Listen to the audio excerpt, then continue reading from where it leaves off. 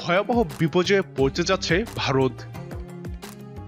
আবারও উত্তপ্ত হয়ে উঠেছে ভারতের জম্মু কাশ্মীর।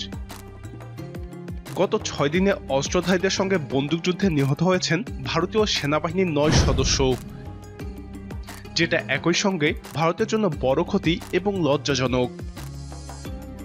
এমন পরিস্থিতিতে অঞ্চলটিতে সন্ত্রাস বিরোধী অভিযান জোরদার করেছে ভারতীয় নিরাপত্তা বাহিনী। রাতে নিরাপত্তা বাহিনীগুলিতে অন্তত 6 জন বেসামরিক নাগরিক নিহত হয়েছে, যা নিয়ে তৈরি হয়েছে বিতর্ক। একই দিনে নিখোঁজ 2 সেনা সদস্যের লাশ উদ্ধার করেছে কাশ্মীর পুলিশ।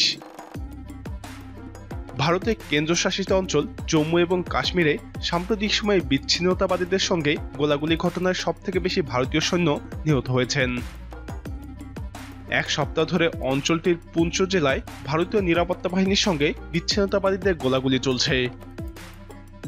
এতে এখন পর্যন্ত 9 ভারতীয় সেনা নিহত হলেও বিচ্ছিন্নতাবাদীদের কেউ নিহত হয়নি বলে জানিয়েছে ভারতীয় গণমাধ্যমগুলো। সর্বশেষ নারখাস বন এলাকায় আবারও বড় ধরনের অভিযান শুরু করেছে ভারতীয় বাহিনী। অভিযানে অস্ত্রধারী নিহতের খবর পাওয়া না গেলেও 2 শ্রমিক সহ বেশ কয়েকজন বেসামরিক নাগরিক নিহত হয়েছেন বলে জানা গেছে। তাদের বাড়ি ভারতের উত্তরপ্রদেশে বলে জানা গেছে। জম্মু কাশ্মীরের পুলিশ প্রধান বিজয় কুমার বলেন, আমাদের নিরাপত্তা বাহিনী গোপন সংবাদের ভিত্তিতে বেশ কিছু জায়গায় অভিযান পরিচালনা করেন, তবে সন্ত্রাসীরা আগেই সেখান থেকে পালিয়ে যায়। একটি 3তলা ভবন আমরা ধ্বংস করে দিয়েছি। তিনি আরও বলেন, অভিযান শুরু করতে একটু দেরি হয়ে যায়, আর সেই সুযোগে সন্ত্রাসীরা পালিয়ে গেছে। অভিযান অব্যাহত রয়েছে।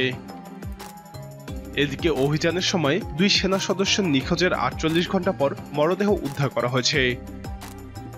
কাশ্মীরে অস্ত্রধারীদের তৎপরতা বেড়ে যাওয়ায় বিভিন্ন জায়গায় জোরদার করা হয়েছে সেনা টহল।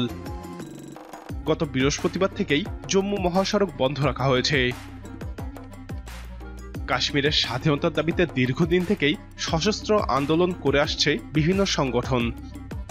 তা থেকে বিচ্ছিন্নতাবাদে আখ্যা দিয়ে বিভিন্ন সময়ে অভিযান পরিচালনা করে থাকে ভারতীয় নিরাপত্তা বাহিনী। ভারতের দাবি, পাকিস্তানের মদতেই সন্ত্রাসী তৎপরতা চালাচ্ছে এসব সংগঠন, যদিও শুরু থেকেই এই অভিযোগ অস্বীকার করে আসছে পাকিস্তান। প্রিয় দর্শক, কাশ্মীরের সুপ্রশিক্ষিত ভারতীয় সেনাদের প্রাণহানির কারণ কি হতে পারে বলে আপনি মনে করেন? আপনার মতামত কমেন্টে জানান। নিয়মিত এরকম আপডেট পেতে আমাদের চ্যানেলটি সাবস্ক্রাইব করে আমাদের সাথেই থাকুন।